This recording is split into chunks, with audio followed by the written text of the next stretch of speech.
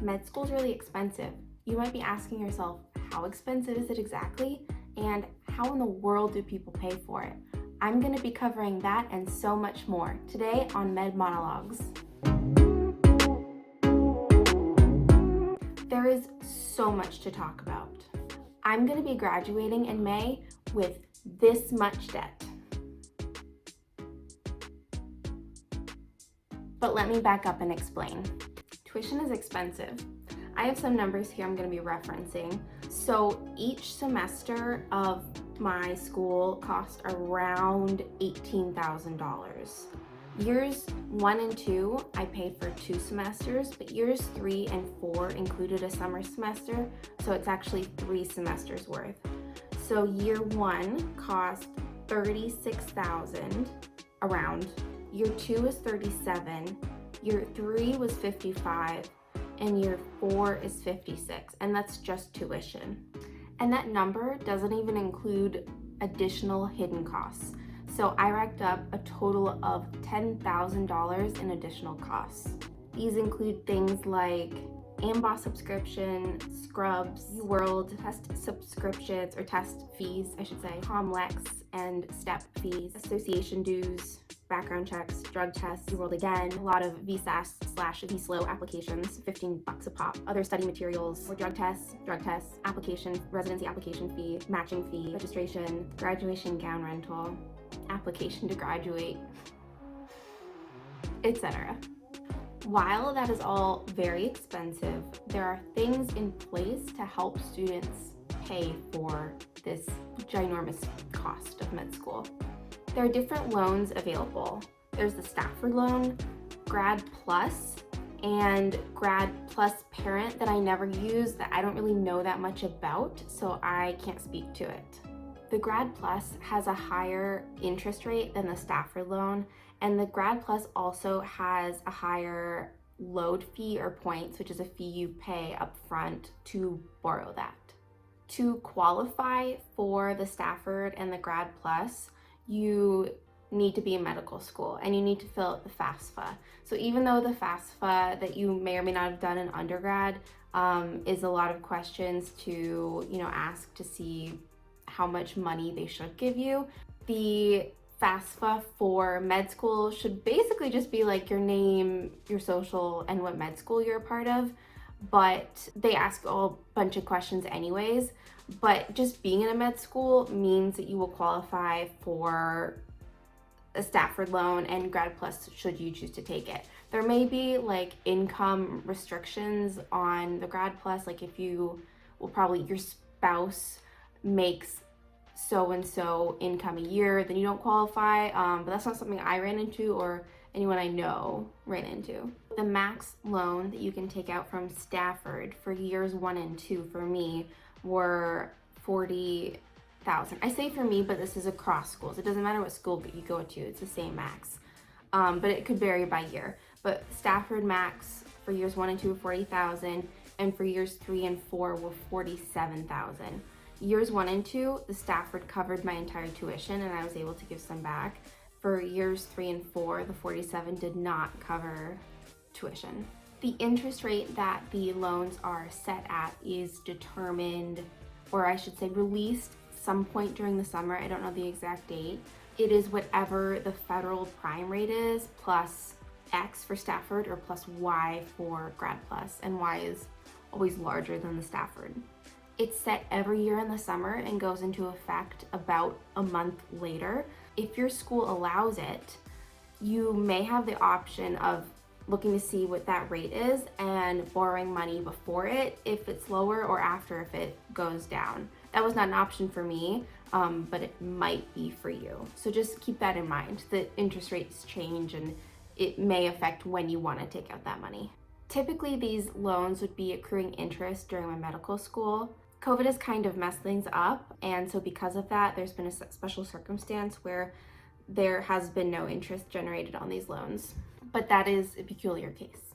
So that was a little bit on loans and how people pay for things. Some people do manage to make money in medical school. I know of some people who kept kind of a part-time job that they had before medical school into their first year. I'd say this is not the norm. I've heard people say that med school is your job. You're spending so much time studying that you're not going to have that much time to make a significant amount of money. I know some people who had side hustles. So for a period of time, I tutored virtually. I also tutored some classmates. I know some person who is like into carpentry and like to make tables for other people and sell them.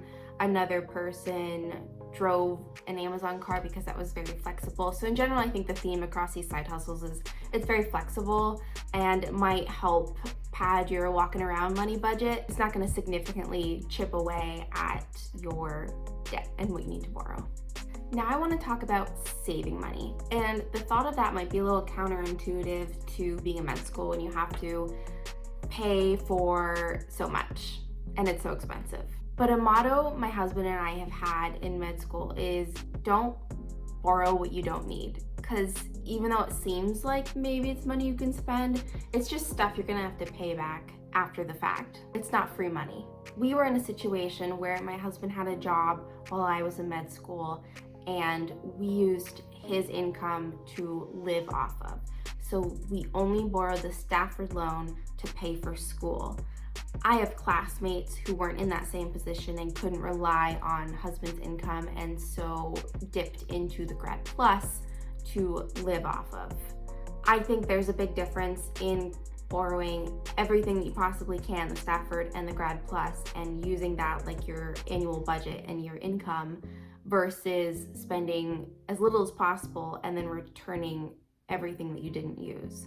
Everything that you borrow accrues interest, typically, if this wasn't COVID.